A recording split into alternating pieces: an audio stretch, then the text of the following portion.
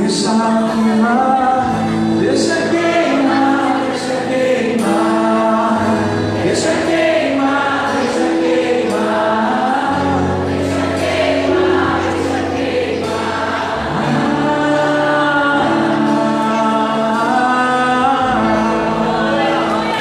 Aleluia!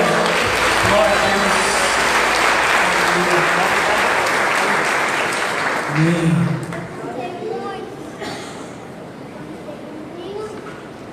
Bem, as crianças até 8 anos, sabia? Vamos abrir a palavra do Senhor, carta aos Hebreus.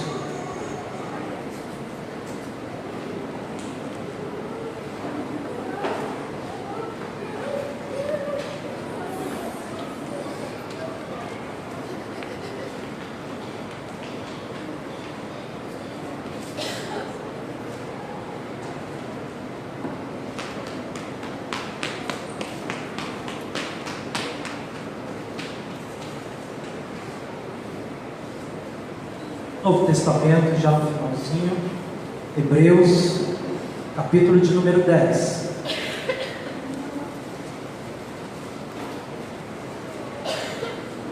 Hebreus capítulo 10, verso de número 32.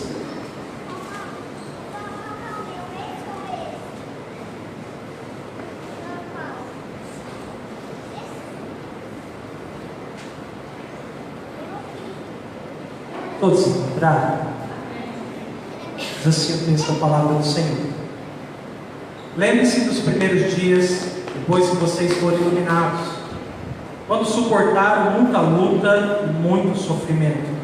Algumas vezes vocês foram expostos a insultos e tribulações, em outras ocasiões fizeram-se solidários com os que assim foram tratados. Vocês se compadeceram dos que estavam na prisão e aceitaram alegremente o confisco dos próprios bens, pois sabiam que possuíam bens superiores e permanentes. Por isso, não abram mão da confiança que vocês têm, ela será ricamente recompensada. Vocês precisam perseverar, de modo que quando tiverem feito a vontade de Deus, recebam o que Ele prometeu, pois em breve, muito em breve, aquele que vem virá e não demorará. Mas o meu justo viverá pela... Vamos lá mais uma vez. Mas o meu justo viverá pela... E se retroceder, não me agradarei. Nós, porém, não somos dos que retrocedem e são destruídos, mas dos que creem e são salvos. Feche teus olhos. Senhor Pai, nessa noite nós oramos. Bendizemos o Teu santo nome, porque o Senhor é bom, e Tua misericórdia, Pai, dura para sempre. Obrigado, porque nós tivemos um momento, Pai, de adoração, um momento de entrega, um momento do qual nós pudemos, ó Senhor Deus, falar a Ti aquilo que está em nosso coração.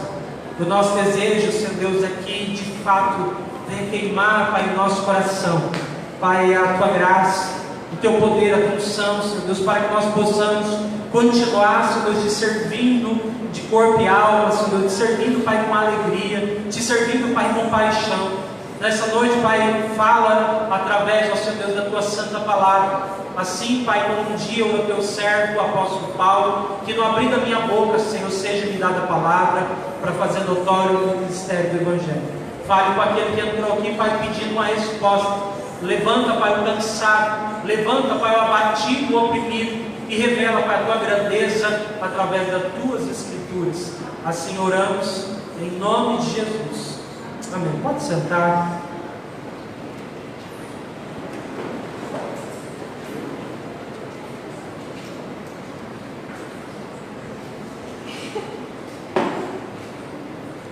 Irmãos, a nossa vida ela é feita de etapas. Cada um de nós tem etapas desde do nascimento à velhice. Nós temos que passar por algumas coisas, passar por alguns ciclos que ninguém passará pela gente. E aí você começa quando bebê, logo você não lembra dessa fase, mas começa o momento que você está nas fraldas, sai da fralda, os primeiros dentes, primeira papinha, primeira escola, primeiros amigos.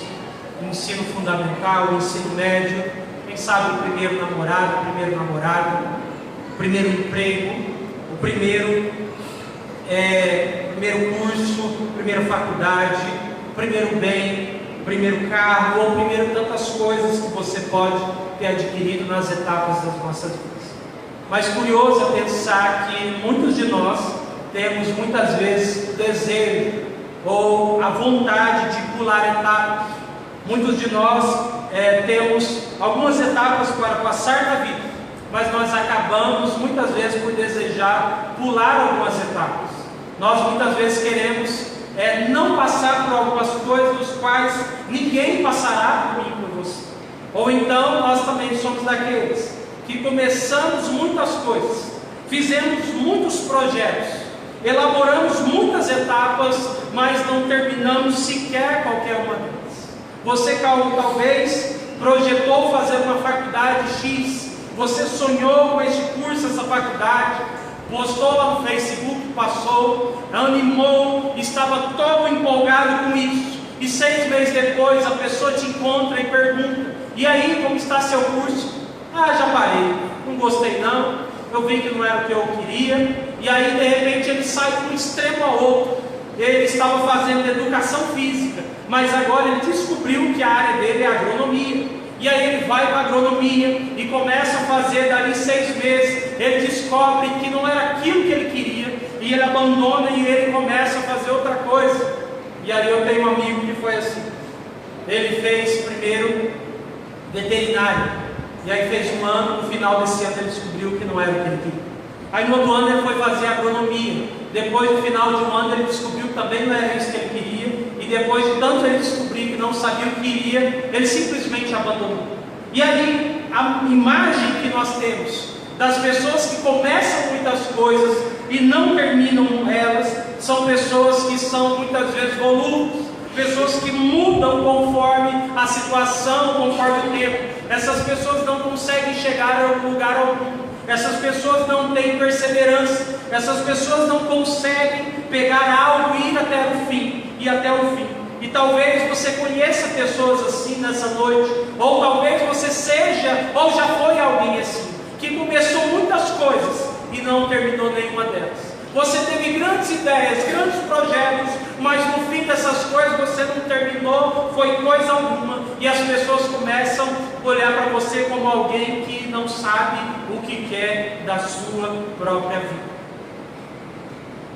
Já percebeu que muitas vezes nós não temos metas, nós não sabemos o que queremos da vida, nós não sabemos onde queremos chegar, nós não sabemos o que queremos. Não sabemos se compramos uma bicicleta ou um cavalo, e aí você fica na vida, tá bom, pode ser que sim, pode ser que não, tanto faz, se a água subir ou se descer. E é por isso que muitas vezes nós desistimos, porque quando os obstáculos chegam, nós acabamos abrindo mão dos nossos projetos, dos nossos sonhos.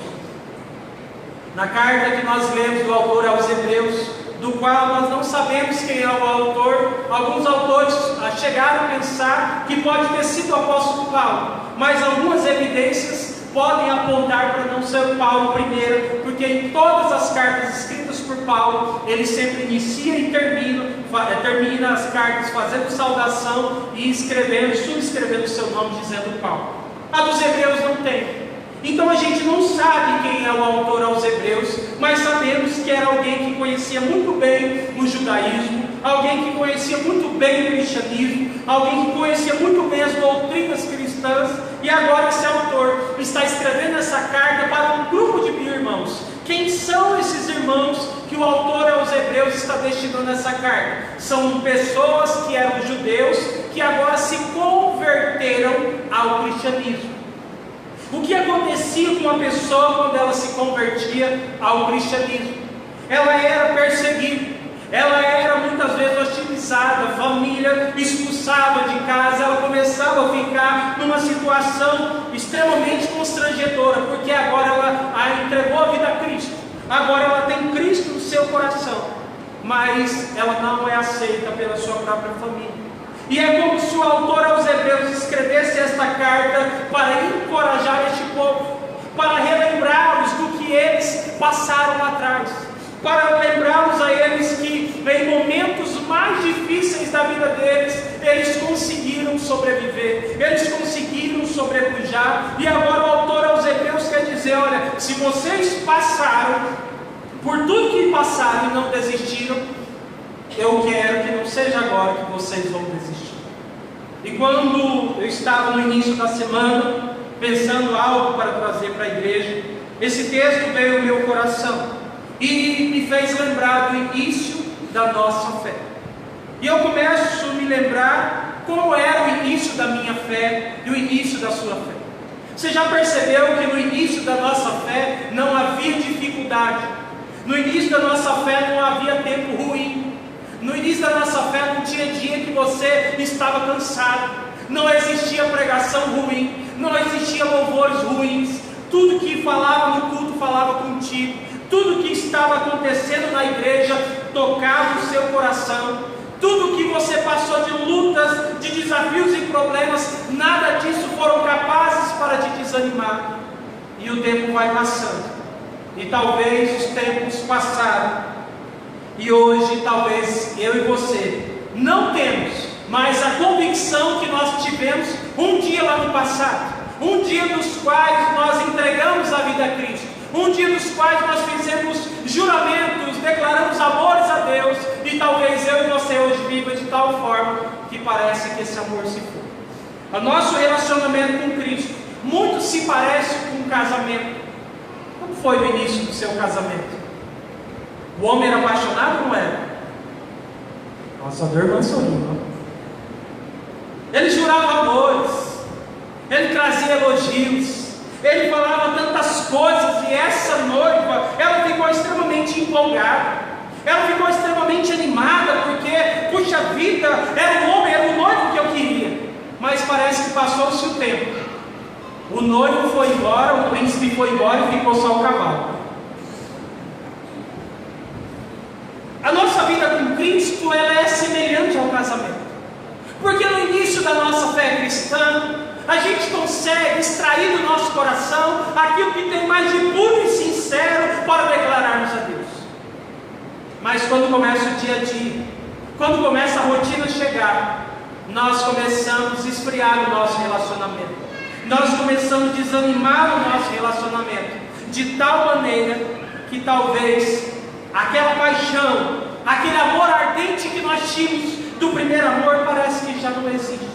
E você não sabe o que aconteceu. E o pior disso, não é nem o problema quando o amor está esfriando. O problema é quando você acha que já não tem mais ele. O problema é você e eu, que de repente vivemos grandes coisas com Cristo, e nesse exato momento você já não sabe se ama Cristo. Você não sabe se tem a mesma paixão. Você não sabe se consegue declarar os mesmos amores que um dia você declarou para o Senhor. Esses irmãos da época do autor aos Hebreus estavam vivendo isso. Passaram por tantos problemas, passaram por tantas lutas, que o autor aos Hebreus agora tem que dizer: gente, calma aí. Vocês passaram por coisas piores e vocês continuaram. Então não é agora que vocês vão parar. E aí, nessa carta aos Hebreus, eu queria meditar com os irmãos. Coloca aí, quem tiver aí no slide, aí na última lá, tenho esse banner de hoje. Não desista, Deus te encoraja a prosseguir. Vamos repetir, 1, 2, 3. Não desista, Deus te encoraja a prosseguir. Meus irmãos, para prosseguirmos é necessário, primeiro, lembrarmos que não desistimos da fé quando ela foi provada. Lembrarmos que não desistimos da fé quando ela foi provada. Verso 32 assim, o que o autor diz: lembre-se dos primeiros dias, depois que vocês foram iluminados, quando suportaram muita luta e sofrimento. Algumas vezes vocês foram expostos a insultos e tribulações. Em outras ocasiões fizeram-se solidários com os que foram tratados. Na versão NTLH vai dizer: vocês sofreram muitas coisas, mas não foram vencidos na luta. E a pergunta que nós já começamos a fazer é: como foi o início da sua fé? Foi fácil, irmão? Foi simples? houve barreiras, houve perseguições, houve problemas, enfrentamentos, talvez nem mesmo a sua família entendeu aquilo que estava no teu coração, talvez nem mesmo os teus amigos conseguiram crer naquilo que estava vivendo na sua vida. E o autor aos Hebreus então convida os irmãos a refletirem, a se lembrarem, recordarem o início da fé. Quando eu me converti, meus irmãos, as pessoas não conseguiam entender o que eu estava sentindo. E como eles não entendiam, eles queriam explicar de alguma maneira. Olha, certamente o pastor fez levar lavagem cerebral em você. Quanto tempo demorou, irmãos, para eu sentar com o pastor? Era difícil ter acesso, era difícil ter contato. Quanto tempo que eu já estava na igreja, eu fui sentar um dia com o pastor para conversar, e as pessoas falavam, fizeram lavagem cerebral em você. Outros falavam, isso deve ser por causa de mulher, certeza. Deve estar na igreja procurando mulher. E aí as pessoas não conseguiam entender, não conseguiam colocar no coração e perceber aquilo que eu estava sentindo, e o que eu sentia era real, o que eu sentia era verdadeiro, o que eu sentia era sério. E esses irmãos judeus, quando deixavam a fé judaica, o mesmo aconteceu com eles. Quando eles abraçavam o cristianismo, eram batizados, eles logo eram excluídos pelas suas próprias famílias. As pessoas começavam a perseguir a própria família. Eles eram hostilizados, excomungados do judaísmo. Você não é mais bem-vindo, você não é mais querido, você traiu a família, você abandonou a nossa tradição, porque nosso pai foi assim, nosso avô foi assim, e agora você está querendo ir para a igreja dos crentes. Quem já passou por isso aqui? A fé dos hebreus, irmãos, foram testados de tal ponto, que eles não só sofreram em casa, mas também na própria rua.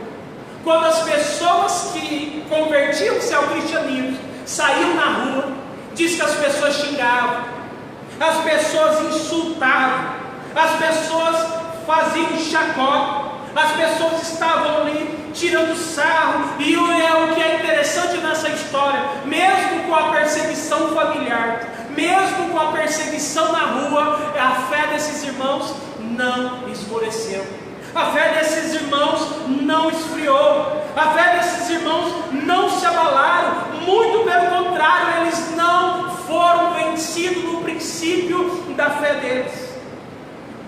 Eles se tornaram vitoriosos diante da luta que eles passaram. A garra, a fé, a convicção dos judeus naqueles dias devem ser lembrados com alegria, com honra, pois se os judeus lá sofreram dores, perseguições, acusações e calúnias e não desistiram da fé. O que eu quero trazer à tua mente nessa noite é que você precisa lembrar que lá no início da sua fé, quando ela foi provada, você não desistiu. Se você está aqui, é porque um dia a sua fé foi testada, um dia a sua fé foi provada, e você continua aqui, e você continua de pé. Mas talvez hoje você esteja querendo desistir, e o autor aos Hebreus está dizendo, lembre-se lá no início, lembre-se da sua conversão, lembre-se dos primeiros dias. Se você conseguiu passar por os momentos de aflições e problemas, por que é que vai desistir agora? Esses irmãos, além de serem vitoriosos, eles se compadeceram e abraçaram outros que sofreram junto com eles. Os hebreus perseguidos foram solidários com aqueles que também passavam por tribulações. Irmãos, somente quem crê na palavra, somente quem é espiritual, somente quem tem discernimento é que conseguirá entender o que você vive e o que você sente. Vou repetir: somente quem é espiritual, somente quem tem discernimento é que conseguirá entender o que você vive e o que você crê. Coisas espirituais só se discernem espiritualmente. Se Deus não abrir o entendimento das pessoas ao teu redor, elas nunca vão conseguir entender o que você vive, entender o que você passa, entender o que você sente. Para entender aquilo que você vive e sente, é necessário se tornar semelhante a você. Louvado seja o nome do Senhor. Então, se você não desistiu nos dias piores, dos momentos mais complicados da sua fé, por que é que agora nós estamos querendo desistir? Então, para que você prossiga, é necessário que você lembre da sua fé quando ela foi provada. Irmãos, a minha fé foi muito provada. Muitas vezes, minha fé foi testada para que eu desistisse, para que eu negasse, para que eu não prosseguisse diante do Senhor.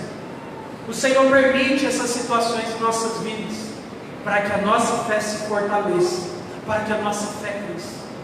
Então é necessário nesse momento você relembrar como foi o início da sua fé.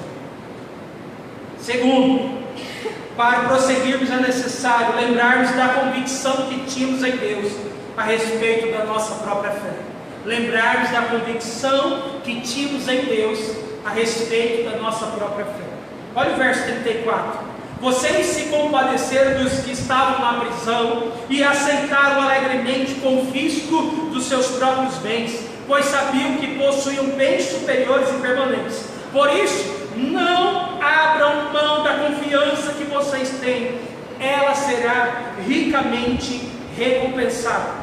Os irmãos hebreus, então, no período da perseguição, foram solidários com os que estavam também sofrendo, os que estavam encarcerados. E o texto diz que eles perderam seus bens. A comunidade judaica começou a perseguir esse povo de tal forma que até os bens que eles tinham estavam sendo tomados, confiscados. Por exemplo, assim como houve nos momentos de governos comunistas pelo mundo. E isso, irmãos, não lhe causou tristeza nem angústia. O que é esquisito e ao mesmo tempo extremamente interessante diz que eles aceitaram alegremente o confisco dos seus próprios bens. Esse povo só parece ou só podia estar louco olhando para nós hoje. Como é que alguém toma alguma coisa que é seu e você fica feliz? Como é que alguém toma alguma coisa que é do seu suor, que é do seu trabalho, e com isso você não liga, e com isso você não se fica chateado, não fica com raiva, mas pelo contrário você aceita isso alegremente? E tem alguma coisa errada com esse povo? Na versão NTLH vai dizer: e quando tudo que vocês tinham foi tirado, vocês suportaram isso com alegria. Por que é que esses irmãos estão perdendo os seus próprios bens e eles estão felizes? Por que é que esses irmãos perderam os seus pertences e eles não estão se abatendo? Porque a convicção que eles tinham em Deus é que eles sabiam que eles tinham bens superiores e permanentes. Na versão NA vai dizer assim: porque sabia que tinha um patrimônio superior e durável. A convicção desses irmãos era de tal forma que mesmo perdendo seus próprios bens, eles se portaram alegres. Sabe por quê? Porque eles sabiam que possuíam bens que não estavam ligados aqui na terra. A única coisa que esses irmãos tinham era Deus. Os irmãos hebreus estavam tão arraigados em Deus, a vida, a fé deles, que nada poderia abalar a fé deles. Eles entenderam que o mais precioso que eles possuíam não era dessa terra. Eles não se abateram, vamos tentar traduzir para esse dia de hoje, quando eles perderam o carro. Eles não se abateram quando eles perderam a casa. Eles não se abateram quando perderam os móveis. Eles não se abateram quando perderam o dinheiro da poupança, porque eles sabiam que tudo o que eles tinham era Deus, e o que eles tinham nessa terra era passageiro. O que tinham nessa terra a traça corrói, e eles sabiam muito bem que se eles tivessem Deus, eles tinham tudo. Louvado seja o nome do Senhor. Tudo que possuíam era Deus.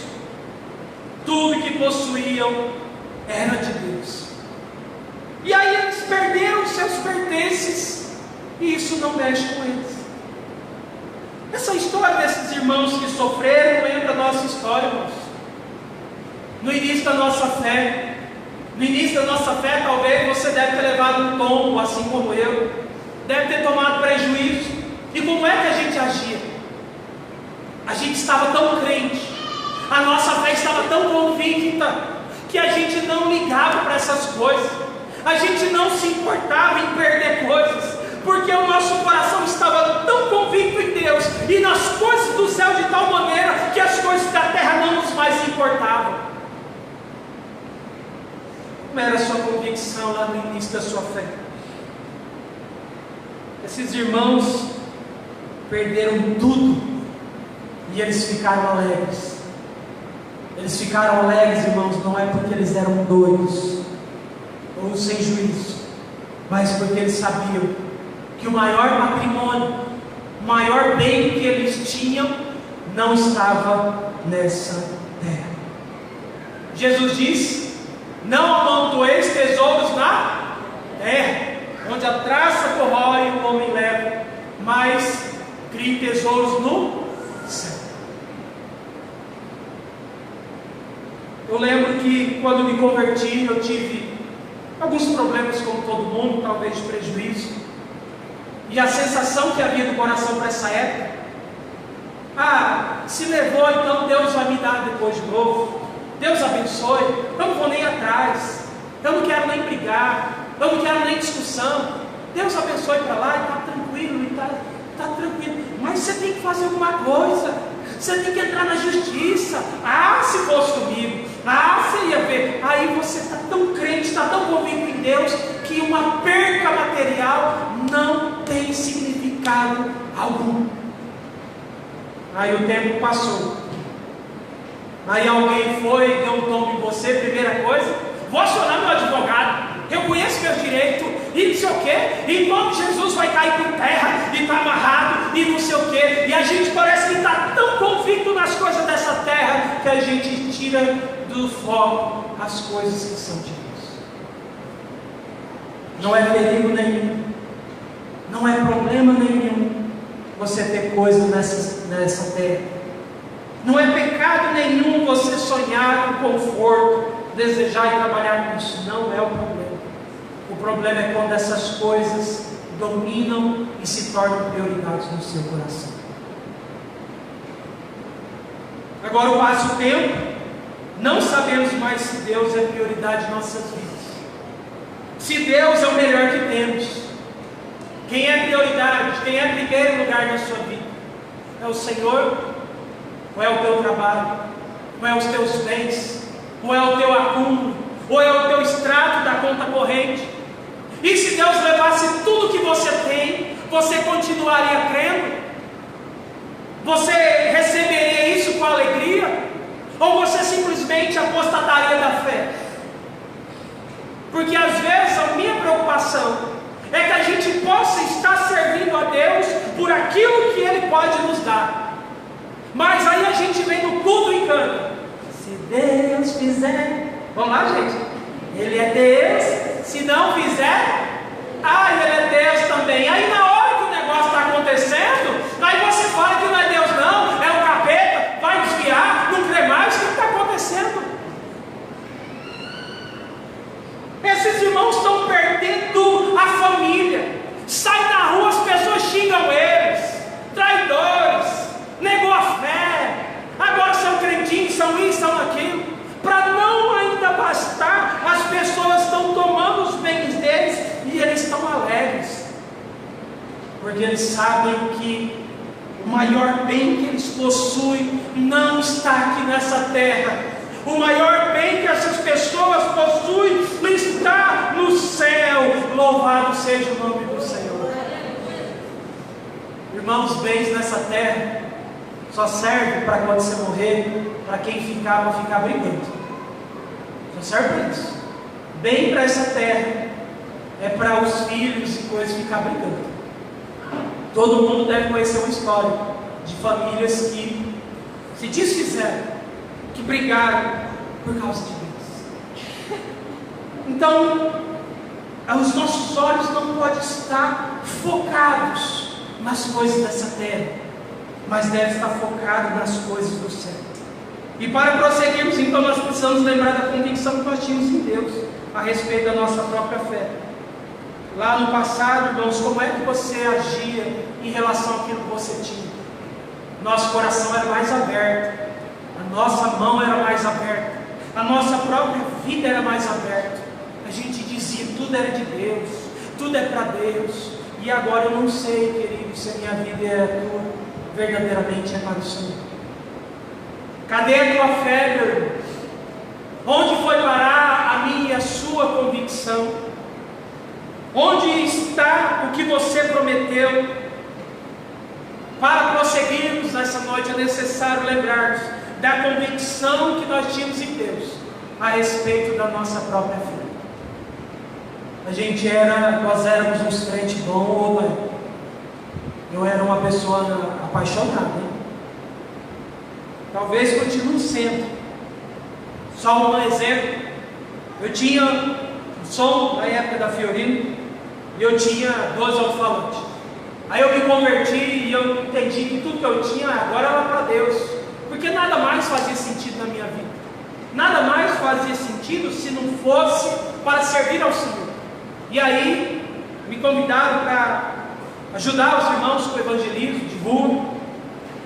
E aí eu tinha desmontado o som e eu falei o seguinte: na verdade o negócio é o seguinte, se para tocar aí na rua, para fazer barulho aí com o capeta aí, eu tinha 12 alto-falantes, para Deus agora vai ser 16. E montei um som bem maior, bem mais forte, porque eu queria demonstrar para o Senhor que aquilo que eu estava fazendo era muito maior do que eu fazia antes. Eu queria demonstrar essa convicção através de alguma forma, não só por causa dessa questão do som, mas porque agora no meu coração estava claro o entendimento que a única coisa que importava na minha vida era só o Senhor.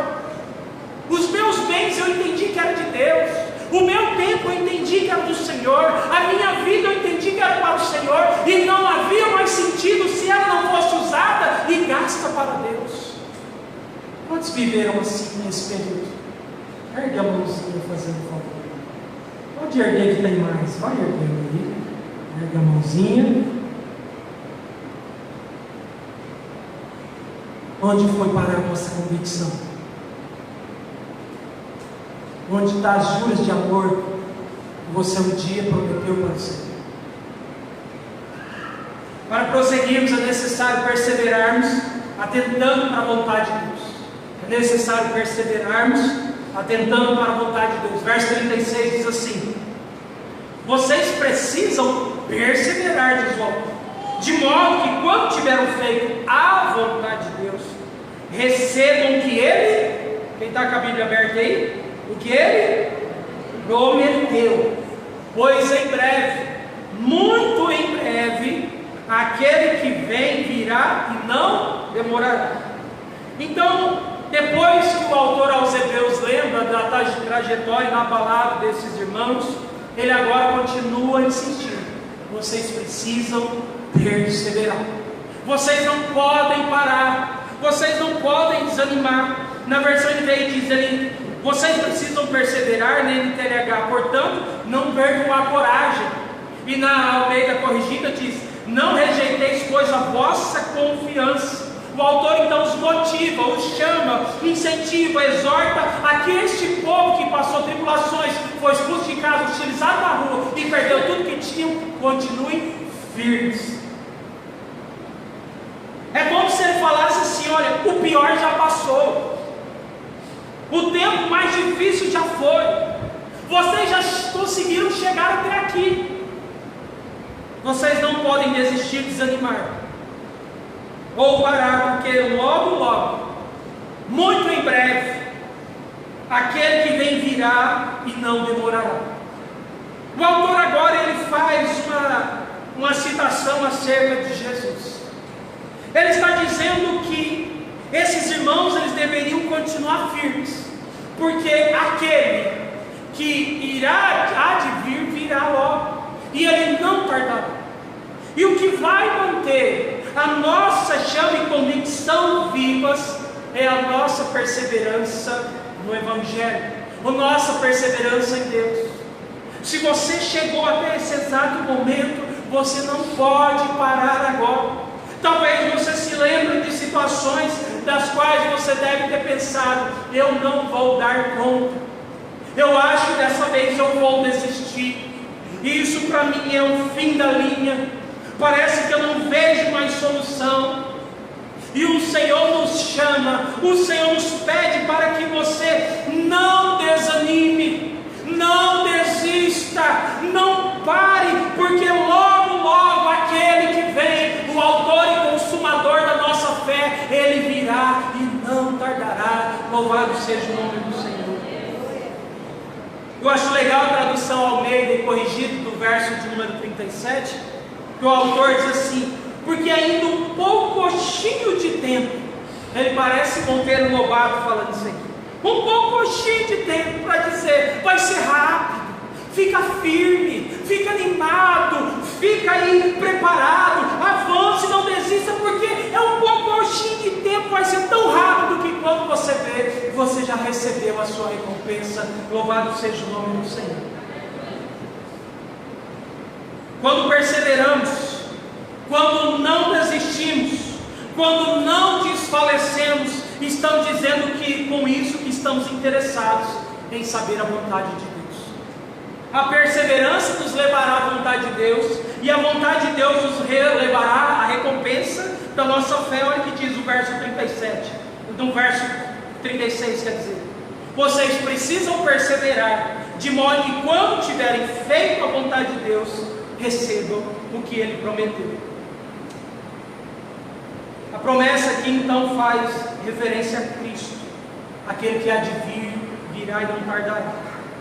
Só receberá a promessa, irmão, chamado Cristo, aqueles que não desistiram, aqueles que não pararam, aqueles que desejaram pautar e seguir as suas vidas de acordo com a vontade de Deus.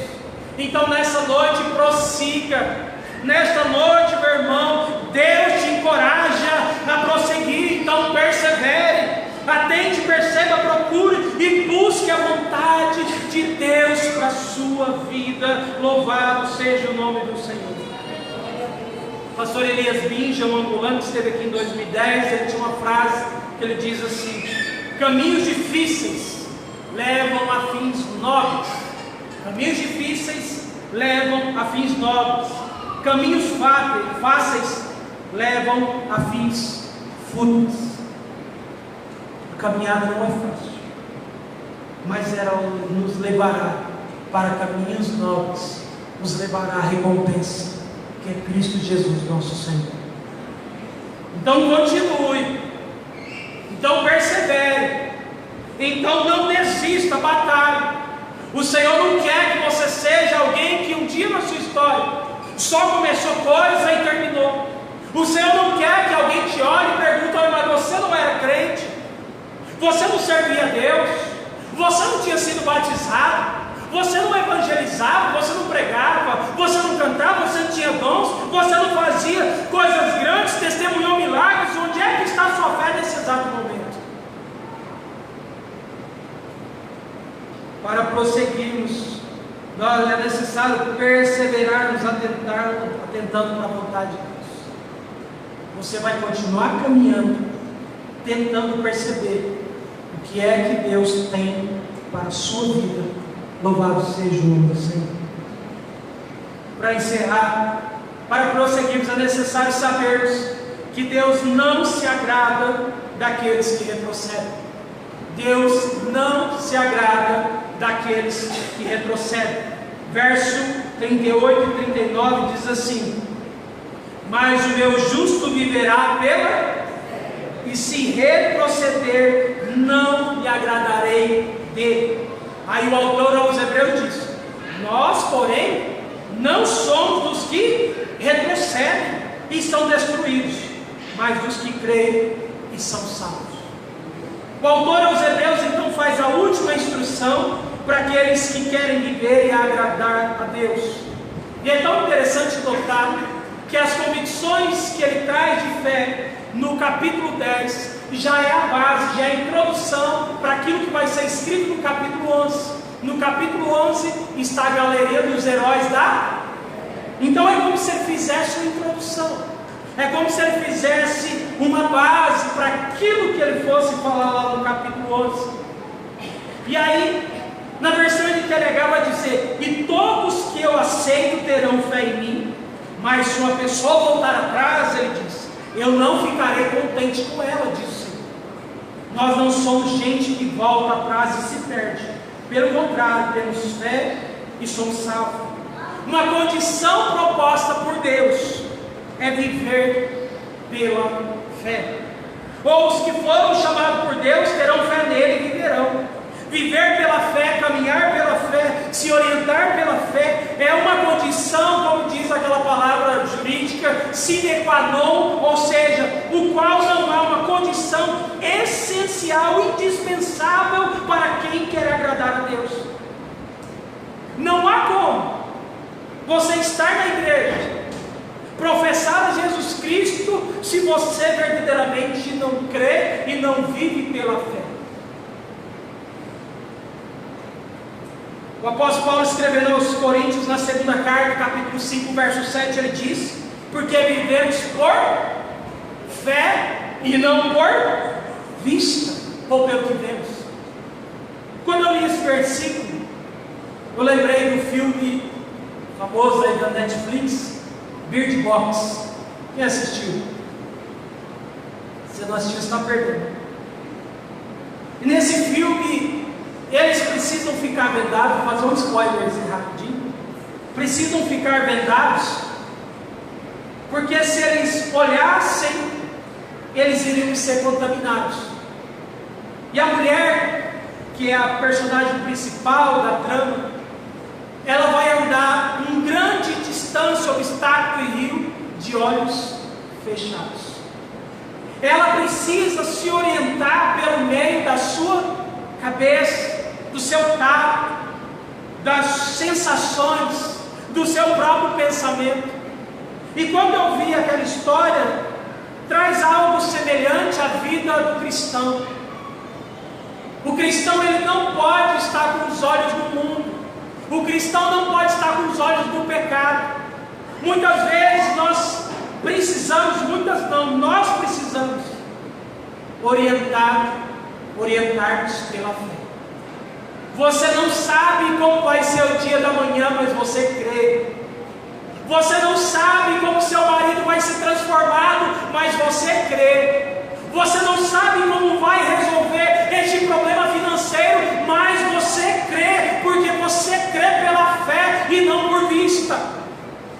É como se você falasse: eu não estou vendo ainda, eu não consigo ver coisas reais, palpáveis, mas pela fé eu creio em nome de Jesus. E é interessante notar que o autor aos Hebreus, ele vai fazer a definição de fé no capítulo 11, no verso 1, e ele diz: ora, a fé é a certeza daquilo que esperamos e a prova das coisas que não vemos. Você não viu, a coisa não aconteceu, mas você continua crendo. Fé é acreditar naquilo que ainda não aconteceu, querido. Olhar pelos olhos da fé é um desafio. E para você e eu agradarmos a Deus, é necessário que tenha fé. Não adianta você vir aos cultos, não adianta você estar aqui semana por semana, se você não viver pela fé. Se você não vive pela fé, logo você não agrada a Deus. E quem agrada a Deus, retrocede. Quem não agrada a Deus, retrocede. E quem retrocede, logo não é salvo. O Senhor diz: se alguém desistir, se alguém abandonar a caminhada, se alguém abandonar a fé, eu não me agradarei dele, eu não ficarei contente. Mais um incentivo para que eu e você permaneça na fé, é para que eu e você saiba nessa noite que o Senhor que te salvou, o Senhor que transformou sua vida, o Senhor que te levantou nesse dia, o Senhor que está dando a oportunidade de você respirar o ar dele, o Senhor que está dando o privilégio de você ouvir essa palavra. Ele diz para você: eu te chamei para você prosseguir. Eu te chamei para você continuar. Deus não chamou covardes. Deus não se agrada naqueles que recuam. Deus não se agrada naqueles que retrocedem. Se você fizer isso, você não está agradando a Deus. Louvado seja o nome do Senhor. Aí o autor aos Hebreus diz: nós não, peraí, nós não somos dos que retrocedem, nós não somos covardes, nós não somos daqueles que são destruídos, mas nós somos dos que creem e são salvos. Louvado seja o nome do Senhor nosso Deus. Nós não, irmãos, aqui não. Está difícil, irmão? Sim.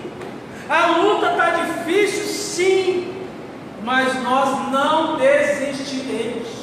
Nós não retrocederemos.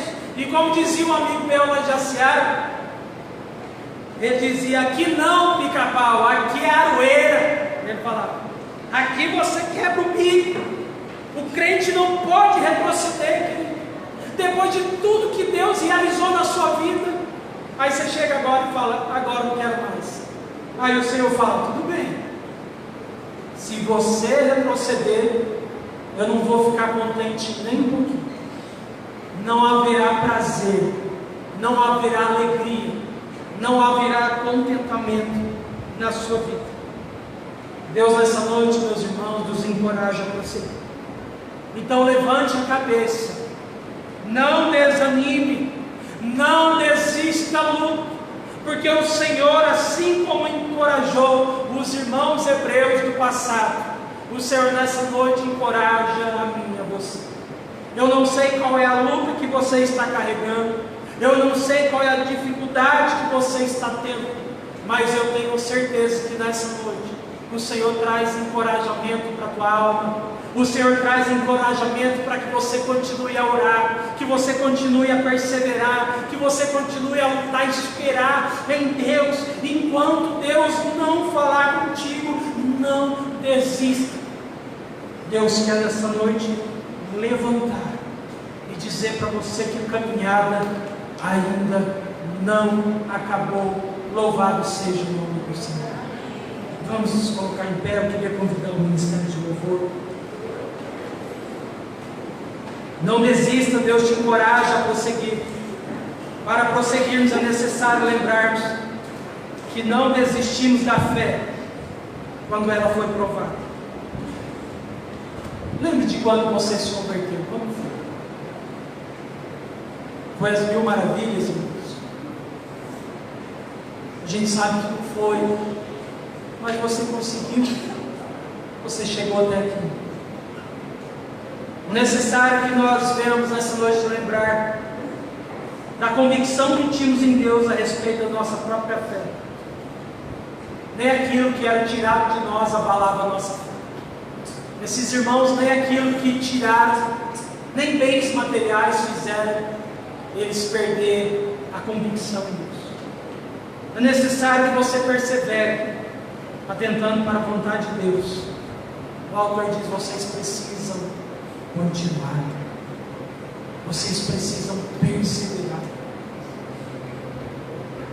É necessário sabermos que não se agrada, Deus não se agrada daqueles que retrocedem. Deus não chamou covardes, amigo. Viver pela fé é algo para corajoso. Viver pela fé é para aqueles que são destemidos, que são tentados. Viver pela fé é para aqueles que são obstinados. E viver pela fé é dizer para Deus: eu confio naquilo que o Senhor fala. Tiago, a carta de Tiago diz: quem de nós pode acrescentar um côvado da nossa estatura? Ou quem de nós pode dizer que amanhã fará isso ou aquilo? Quem de nós aqui nessa noite pode garantir que amanhã estará vivo? Quem de nós pode garantir as coisas que você tem pensado e sonhado? Você não pode retroceder. Se você retroceder, meu irmão, além de Deus não se agradar da sua vida, além de Deus não ter prazer na sua alma, muitas pessoas podem cair junto com você. Quando eu me converti, houve colegas que falaram assim: Gê, eu tinha muita vontade de servir ao Senhor, mas eu tinha dificuldade. O dia que eu vi você servindo ao Senhor, aquilo serviu de motivação para eu entregar minha vida para o Senhor. Mas o contrário também foi verdadeiro.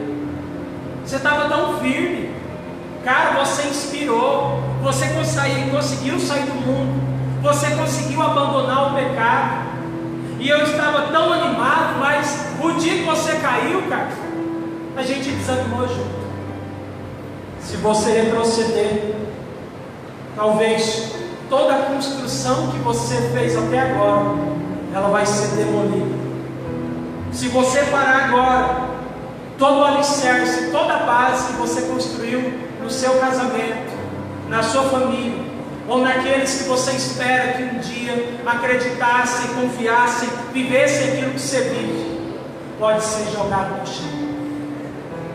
Antes de você parar a sua caminhada, você deve lembrar que há muitas pessoas que talvez olhem para a sua vida e depositam confiança em você.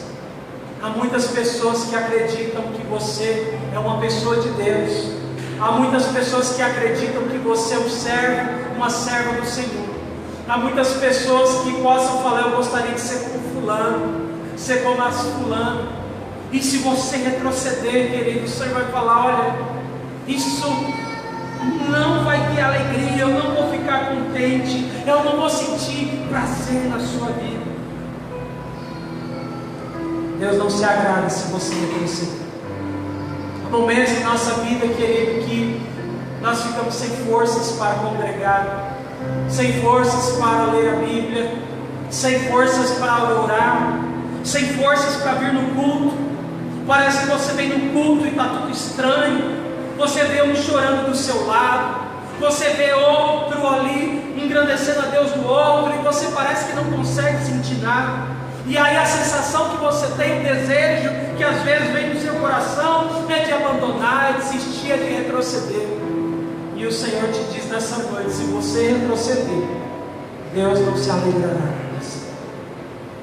Se você nessa noite quer trazer prazer, contentamento na vontade de Deus, você nessa noite precisa se colocar de pé. Você não pode retroceder em nome de Jesus. Nós vamos louvar neste momento. Aquela canção Deixe Queimar, você vai falar com o Senhor. Eu não sei como está a sua vida, a sua história. Eu não sei como você está nessa noite. Eu não sei se um dia passou pela sua cabeça desistir. Talvez o problema hoje não seja nem desistir da fé, mas talvez desistir do seu ministério, talvez desistir da sua família, talvez desistir do seu trabalho, de estudar, de um projeto. O Senhor chama você a não retroceder nessa noite. Nós vamos louvar o Senhor. Você vai falar nessa noite com o Senhor na igreja, em nome de Jesus.